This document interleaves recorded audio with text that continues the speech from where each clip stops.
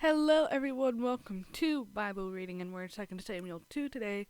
If you don't remember 2 Samuel 1, it's the war that Saul and Jonathan died in, and David killed the man who reported it. Like, how dare you do what the king wished and kill him? And then he mourned, wrote a sweet little song, which, looking back, was kind of heart touching. Um, and I wanted to explain why I'm doing the Old Testament, why I stopped doing Revelations, is because I've seen so many atheism discussion forums that are like the God of the Old Testament is awful and cannot be like the God that's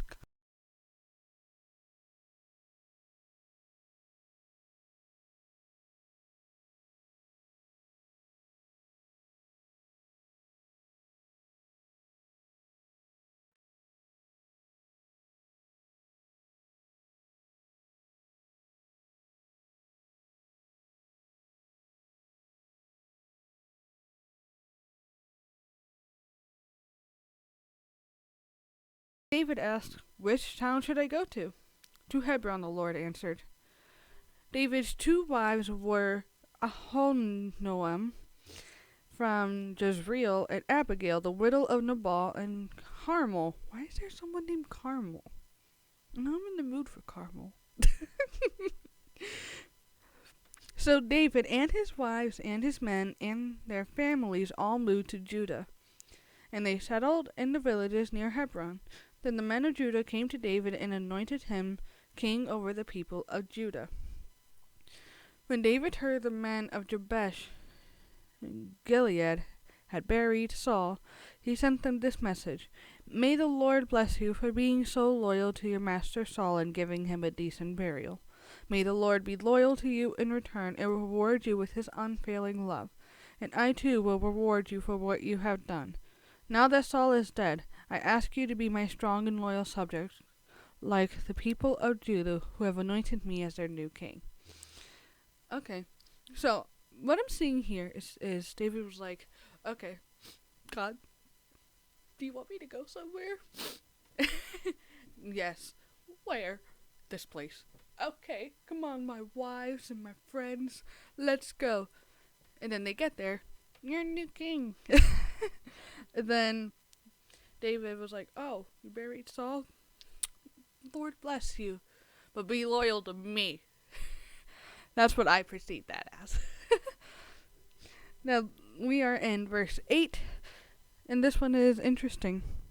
"But Abner, son of Ner," I'm sorry, this sounds like an Australian name. "But Abner, son of Ner," the commander of Saul's army, had already gone to Mahanaim with Saul's son Ishbosheth. What is that name? There he proclaimed Ishbosheth king over Gilead, Jezreel, Ephraim, Benjamin, the land of the Ashurites, and all the rest of Israel. Ishbosheth, Saul's son, was 40 years old when he became king, and he ruled from Mahanaim. I really don't know how to pronounce this stuff. For 2 years. Meanwhile, the people of Judah remained loyal to David. David made Hebron his capital, and he ruled as king of Judah for 7.5 years. That's interesting. Next up we got, it's titled War Between Israel and Judah. So that's interesting. One day Abner led Ishbosheth's troop from Mahanaim to Gibeon. About the same time, Joab, son of Zeruiah, led David's troops out and met them at the pool of Gibeon. The two groups sat down there facing each other from opposite sides of the pool. Then Abner suggested to Joab, "Let's have a few of our warriors fight hand to hand here in front of us." "All right," Joab agreed. So 12 men were chosen to fight from each side, 12 men of Benjamin representing Ishbosheth, son of Saul, and 12 representing David. Each one grabbed his opponent by the hair and thrust a sword into the other side so that all of them died. This is the place at Gibeon that has been known ever since as the Field of Swords. That's interesting. A fierce battle followed that day, and Abner and the men of Israel were defeated by the forces of David. Yay, a point for David. Verse 18. Joab, Abishai, and Asahel, the three sons of Zeruiah, were among David's forces that day. Asahel could run like a gazelle, and he began chasing Abner. He pursued him relentlessly, not stopping for anything. When Abner looked back and saw him coming, he said, "Is that you, Asahel?" "Yes, it is," he replied. "Go fight someone else," Abner warned. "Take out one of the younger men and strip him of his weapons." But Asahel kept right on chasing Abner. Oh man, that must have been funny to see. I'm just imagining two grown men playing tag. That's what I'm basically seeing here. And it's like, go fight someone else. I don't want you. Go. Again, Abner shouted to him, "Get away from here. I don't want to kill you. How could I ever face your brother Joab again?" But Asahel refused to turn back. So Abner thrust the butt end of his spear through Asahel's stomach, and the spear came out through his back. He stumbled to the ground and died there. And everyone who came by that spot stopped and stood where they saw Asahel lying there. Oh. I don't want to play that game of tag.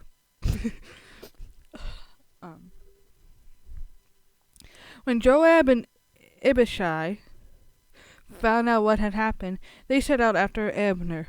The sun was just going down as they arrived along the hill of Ammah near Giah, along the road to the wilderness of Gibeon. Abner's troop from the tribe of Benjamin regrouped there at the top of a hill to take a stand. Abner shouted to Joab, "Must we always be killing each other? Don't you realize that bitterness is the only result? When will you call off your men from chasing their Israelite brothers?" Then Joab said, "God only knows what would have happened if you hadn't spoken, for we would have chased you all night if necessary." So Joab blew the ram's horn, and his men stopped chasing the troops of Israel. That night Abner and his men retreated through the Jordan Valley. They crossed the Jordan River, traveling all through the morning, and didn't stop until they arrived at Mahanaim. Whew!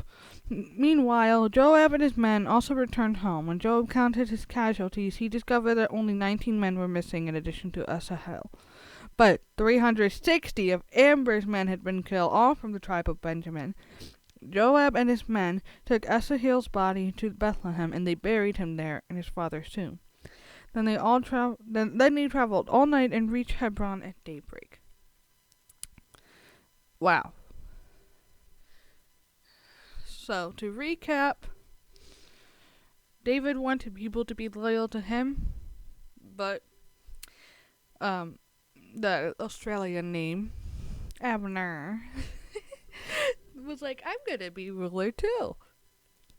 And then they ended up fighting, and just so happens that David's king or troops ended up beating Benjamin's, and the troops from the tribe of Benjamin, and I'm pretty sure that the king was Ishbosheth, and there was Gilead, Jezreel, Ephraim, Benjamin, in the land of the Ashurites, and all the rest of Israel, and they got defeated by the tribe of Judah. Interesting. Well, that's it for today, and I hope you guys have a wonderful rest of your day.